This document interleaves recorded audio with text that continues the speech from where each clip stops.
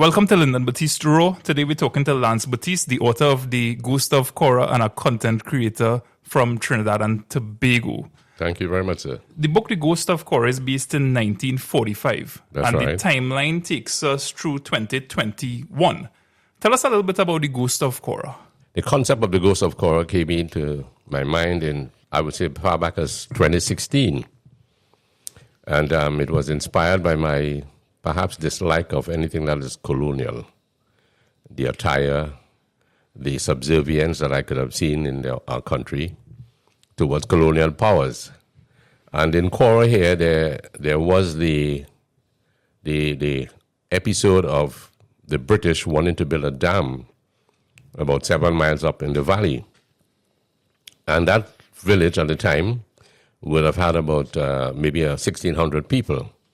And I was told by even my brother-in-law of Amerindian descent that there was in that village there was a post office, a police station, a school, presbytery, church, and there were even rum shops, as a matter of fact. And some people abroad have even written to say that their connections to people who ran some of those shops, you know, the family ran the shops. So I had under my belt, you could say, a lot of information that I needed to get out. But I needed to find a base under which I could really attack colonialism, so to speak. Our schooling in those days, being born in 1949 and perhaps in 1955, going to schools in Tulapuna, there was such a British influence. And then going to further secondary school, seeing my dad at work under British authority, everything about the colonial period really irked me. And when that village was further destroyed and the dam was being built in Caura, it came into my heart, you know, I need to do something to show the destruction of a village.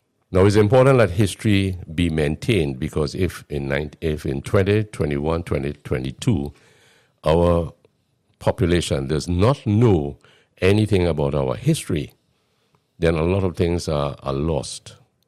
And perhaps I can divert a little bit here when I think about the refurbishing of certain buildings around the Queen's Park Savannah. It is a move to maintain a heritage that existed, and therefore the thought came into my mind, maybe I should do something about this Caura episode. Of course, the dam never was built. People were affected and they had to move out of Caura, go across to Lopino. There's the concept that the entire church that was destroyed was transferred bit by bit to Lopino, but I understand that is not really so.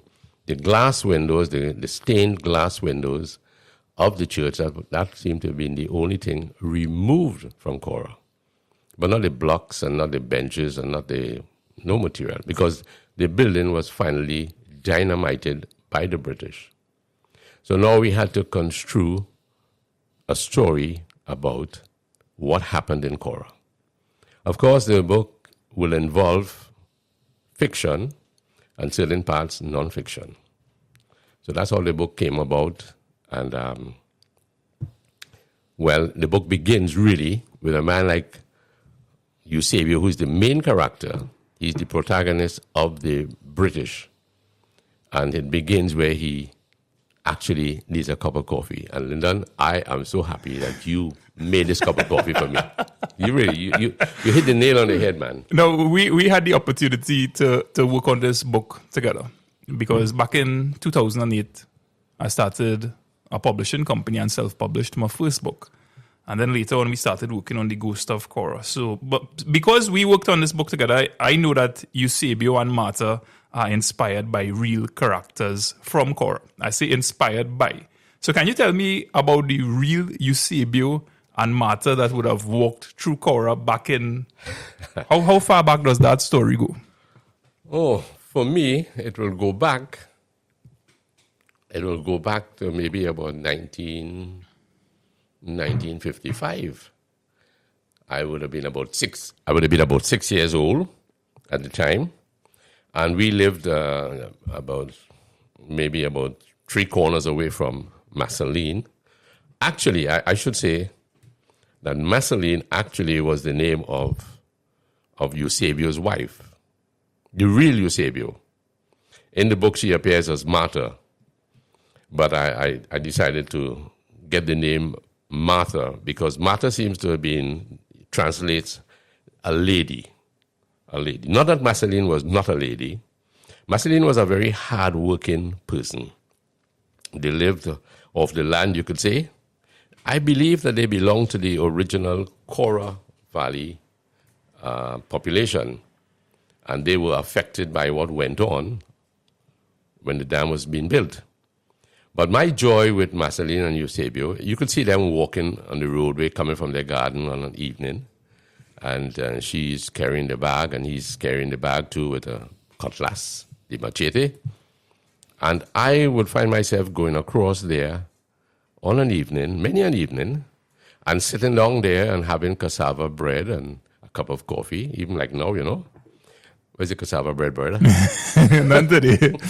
My wife went to work. But, you know, Eusebio was very quiet, a quiet man. And Marceline was very hardworking. And they would be what, like Spanish descendants? They were Spanish descendants. And she had this knack for wearing high heel shoes. And she would walk on the pitch. In those days, you know, we call it pitch. Later we call it bitumen. But the pitch now would be soft in the hot sun. And you could see Marceline walking up with Eusebio. She's carrying a bag, she's carrying her blade, a hoe, a cutlass, whatever. And the heels are sinking into the pitch. But she goes on. And that feature, it crops up in the book called Ghost of Caura. She's given this pair of white shoes. Marceline also had the gift of climbing the mountainside to their garden in her high heel shoes. In her high heel shoes. And people would stop and stare at her walking the roadway, climbing the hill, and wonder how she did it. And I don't think any female member of my family could walk that road with high heel shoes, but she was gifted. So I really appreciate them, the cassava bread and the coffee and the little evenings. And from their little kitchen, you could overlook the plains, and you would see the Caura Hospital in the distance, and you can see what we call the S. You know, that portion of the road that curves and comes up under their home. So Caura was really a blessed, quiet place for us then. And as a little boy observing Marceline walking in these high heels, did it make a mark on your mind then that this is the influence of colonialism or Western culture cropping in and polluting our simple country life? Yes. I believe that all these things were less, salient. You know, they just crept into my mind. They were stored there. Another feature, too, that crops up in my mind is that at the time it was BOAC, British Overseas Airways Corporation, which will evolve into, eventually, I believe, BWIA. And there were a lot of English crewmen who worked in the hangar there in Piago, and they would ride up to Caura, and they would leave their bikes in our front yard and go down to one of the best pools in Caura. And we have to prove that Perrine is the best pool in Caura. And they would do that pretty often. Granted, I am not racist. I really am not. But I'm against oppression. And I believe that oppression works in such a subtle way that it gets to people, and it interferes with the home life and your aspirations. You know, this big drive for study that the English placed on us, and the severity of teachers that you go ahead and in school you perform. And we're still under the British influence, I would say, in this country. That everything is based on learning. You know, I was talking last night to a man, and he was saying to me that he never had an education. He never went to secondary school. But right now, he is a versatile, accomplished lawyer. And I've met many people in this country who didn't do well in school, but they have evolved into, very tactful businessmen. And I appreciate these drives that people had. Perhaps long ago in school, under the British system, if you didn't do well, you're just cast aside, like on the rubbish heap, so to speak. But we have proven that people develop as they go along. So these Englishmen would come home and they would park their bikes. And then my mother took it upon herself to say one day, would you like to stay for lunch? And they said yes. And they became a regular feature. It's kind of vague in my mind, but I know it existed. They became a regular feature in our home. And eventually, my eldest brother, Desmond, he was able to land a job in Piaco and moved on to become an engineer. The funny thing about that is that, Caura Junction in those days, a lot of Indian people lived on either side of the roadway leading into Caura Valley. And they would say, when they would see Desmond walking, hey, there goes the pilot. There goes the pilot. He carried the bars on his shoulder. He had the hat. And they thought that he was a pilot. I know it's only lately I clarified this to one of our friends down there. See, Desmond was not a pilot. He was an engineer. If he was a pilot, he certainly lost his plane on the way home. So anyway, so I must credit that the British helped my brother land a job, and that helped him to move on to different areas in his life. His life was short. It was cut short by the age of 27 back in 1957. It was a loss to the family then. I know you lost Uncle Desmond, your brother, at a very early age. He was about 27 years old, yes, married with 2 children. Do you think there's a part when you talk about the Englishmen here visiting home and then you attribute that he got this job perhaps because of your mother's interaction and engagement with him? Do you think you hold the English in some way responsible for your brother's death? No, I do not. I really do not. I appreciate that they reached out. Like I said, I'm not racist. I could accept that in every nationality we have good and bad.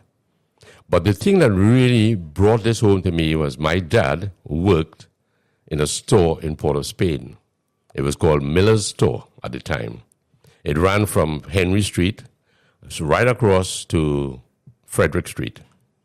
And my dad was a supervisor in the hardware department. And the store was owned by an Englishman called Mr. Black. And I think my dad's subservient attitude comes out in the book of Caura, the Ghost of Caura, and I believe that is what really irked me at the time. Watching him, I don't want to say crawl to the Englishman's bidding, but most of the stores in that time, Stevens and Todd, maybe Glendon's, I don't know who owned them, but I know that when I looked at my dad talking to this Mr. Black, I felt that this was not correct. And I wondered, what could we do about it? Of course, nobody ever challenged it in the home life. I guess we all were happy that father was working. He had a job, he had an income, he worked hard, he was an SRP, an accountant, a beekeeper, he was a tailor. And I won't go into some of the things that he made for me because they were quite embarrassing, some of the pants that he sewed for me, right? But I believe that I was tremendously affected. When I moved on later on to work in the Express, I could tell the Mirror, the Trinidad Mirror, owned by English concerns, the paper folded after a while in production, and then the Express came into view. Now, the Express really was not just a name, it was members of the Express who had formed the Express. The Express that you will buy today, that was the brainchild of some businessmen and some workers who actually worked at the Trinidad Mirror. Pat Chocolingo, Owen Baptiste, we had Cap Vidal and others. And that's how the Express came about in 1967. Vernon Charles, the solo company magnate at the time, he was an investor. I want to believe that Neil Law, Tommy Gatliff, these were the men behind. They were pivotal in their role of producing this paper. And I joined them in 1967. But I could feel in our attire the impression of the colonial aspect of life. And the time came when I noticed that Forbes Burnham was wearing a dashiki. And to tell you the truth, I hate ties. I don't like wearing ties. I don't like being buttoned up. I'd rather be free. And I remember I said to myself one day, I am going to put away my shirt and tie. I'm going to wear a dashiki. If the Prime Minister of Guyana could do it, I could do it too. And of all things, you know, my editor, he called me into the office and he said, "Hey, Lance, I don't like your attire." I said, should I call his name? David Rennick, quite a very good journalist, experienced. He worked in Fleet Street at one time with The Guardian. And when I had been there, he took me down into the cafeteria. He introduced me to his boss, J.S. Barker. And I was impressed with the aspect of deep, hard-working journalists. But you know, when David, a product of the colonial period, you could say, when he called me and told me that, I said, "David, my outfit is decent. It has nothing to do with my ability to work on the night desk."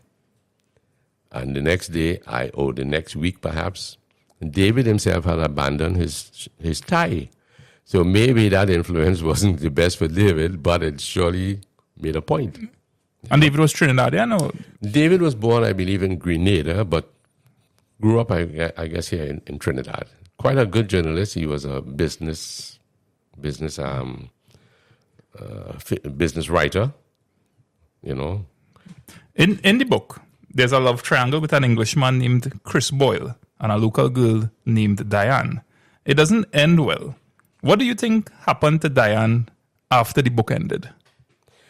Well, I think that Diane would have suffered the same dilemma that most Trinidad women, maybe in that period, would have had to endure. She was pregnant. She had been, you could say, fooled by this Englishman. And his intentions seemed at the beginning to be noble.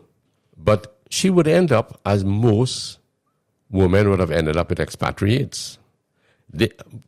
Even in the war years, there were many women in France, perhaps throughout Europe, who would have gotten involved with soldiers, may have gotten pregnant. Soldiers went back home, and they were left to care for their offspring. So I believe that Diane would have done her best. I do not know that there would have been a hatred for the child, because her love for Chris would have been real. She felt betrayed, of course, but I believe that her love for Chris would have caused her to endure, and it was the only thing that she could have held on to as part of her dream. So I don't see her, discarding or putting the child into an orphanage. You're a self-published author with a YouTube channel. How do you promote your book, and which strategy works best? Well, I think the YouTube channel has done pretty well for us, and I must thank you also, Lyndon, for the help you have given. I'll raise my cup in honor of you. But I have found it expedient to ask a young lady in the specialist home center there opposite KFC in Caura Junction area, the hardware just across the road there. And she has, among all her items that she sells in the hardware, she puts on display at least 5 books that I would give her. And she has been doing pretty good with them. And I want to say thank you to Carrie for her offering that opportunity. There's also another hardware on Caura Road itself, J&J Essentials. And they have quite a nice hardware also. And I have had some success there. I have tried to tell certain people who have produced books that forming a YouTube channel is one of the best ways of advertising. I believe that Americans who write books, one of the major, you often see a bestseller on billboards in the United States. And they have professional people who are doing these things. So visibility is something that a young writer publishing a book should go for. Recently at Analysis Appreciation of First-Time Authors, I was talking to a man called Lancelot, my namesake. I can't remember his surname. And I know he would like to get his books, and more visibility. And I told him the best way to do it is through a YouTube channel. I have also suggested to Michael Cozier, he's quite a prolific writer in the Carcass area. Actually, he's my brother-in-law, my wife's brother. And I've told him that if you get a YouTube channel going, it's not as difficult as you think. You have an opportunity to promote your book. And as a result of that, we don't have to go into an expensive advertising campaign. You put it out there and you have your subscribers and they tell others, and your book gets the airplay it needs. Of course, if we swamp the viewing public or your subscribers with too much of the Ghost of Caura, people get a little turned off. I recognize I did something recently, and I was trying to maybe a bit to be cute about it, and I put up something about the Ghost of Caura, and it didn't do as well as I had hoped it would, because people do need a little break. They believe, they feel duped into accepting your promotion. I don't know if they feel used, but it's the best form. It's the best form of advertising you can have. The YouTube channel offers. Yeah, it really, as a writer myself and content creator, we in the same line, right? Okay. I have a YouTube channel. I do the writing, the editing as well. And it's this kind of balancing act between, entertaining people and then having, promoting your books, mentioning it from time to time. But it must really not overwhelm your overall strategy because, how do you, it has been a challenge since 2008 for me to go out there and promoting the book in the real world, in the digital sense, and not much of it. Oh, your book is available on Amazon as a hard copy and an ebook as well. So, those are all avenues. But I think, when we have opportunities like this, and this is what I want to be able to do with this Lyndon Baptiste Raw channel, right, is to talk to creators, talk to whether they're writers, whether they're YouTubers, they have a TikTok page, a Facebook page, to get a sense of, how do we make the path easier for others to follow? You're a writer, you're getting a sense of this is Lance Baptiste's experience. These are the things that he has tried so that, you could then hopefully repeat those results and avoid the snares and the pitfalls that may be ahead. So you grew up in Coconut Village in Caura. In 1960, you would have been 11 years old. Mm-hmm. How does Caura in 1960 compare to Caura in 2022? Well, you're talking about the Coconut Village? Yeah, this village that let's go with all of Caura, because Caura is a massive place. Recently meeting Mr. Bat and Farmer Harry, yes, and you're learning the true expanse of Caura. You have Tumbasong, La Plata, Coconut Village, where we are here, Manakal Valley. So I'm trying to build a picture in closing of what do you identify with then and then now in 2022. What stands out the most for you as a child and the difference? Well, I'll tell you, the thing that stands out to me is that we have lost some very amicable, valuable people in our coconut village. For instance, across the hill, it was customary to whistle my friend Peter. And Peter belonged to that group that is called where Marceline and Eusebio, their grandparents. But we have lost his mother, Winnie Barron. And it was a real pleasure to go there and visit the different homes. Beyond that, you also had what you call Paul Benny. And Paul Benny's family has migrated to Upper Caura Valley. But these people were very precious to me, and they were very friendly. On the hill there also, we had one called Mr. Matthew. Mr. Matthew lived with his wife and grandchildren, and he belonged also to Upper Caura. And Upper Caura Valley, you had people like Miss Jane, and you had Wilfred, Mr. Wilfred and Mr. Matthew. They were family. We also had the Callis gentleman and his wife. And these older heads were, it was customary to meet them on the bus, to meet them on the junction, to meet them walking home when there was no transport. And that familiarity has changed because these old heads have expired, including my own parents. And we have a core of young people now, perhaps, who are not given to, I would say, the openness of the older ones. So I don't find myself visiting any homes here except maybe Peter's home. And I value that intimate touch I could still have with Peter's home. But the others have gone. I remember coming up here on a Christmas time, and I would tell Louise, my wife, I would say, Lou, I want to go and make a parang with Eusebio and Mr. Matthew. And we would just have a shak, a marac, as they say, and we'll have a quattro. And we would start in my sister's home. And I tell you the truth, we only knew a couple words. But Mr. Matthew and Eusebio, and we went to different homes, and you might take a drink, you might get a piece of black cake. But the atmosphere at Christmas time, and I believe the atmosphere is also created in the book, The Ghost of Caura, when the team ended up at one of the players' homes.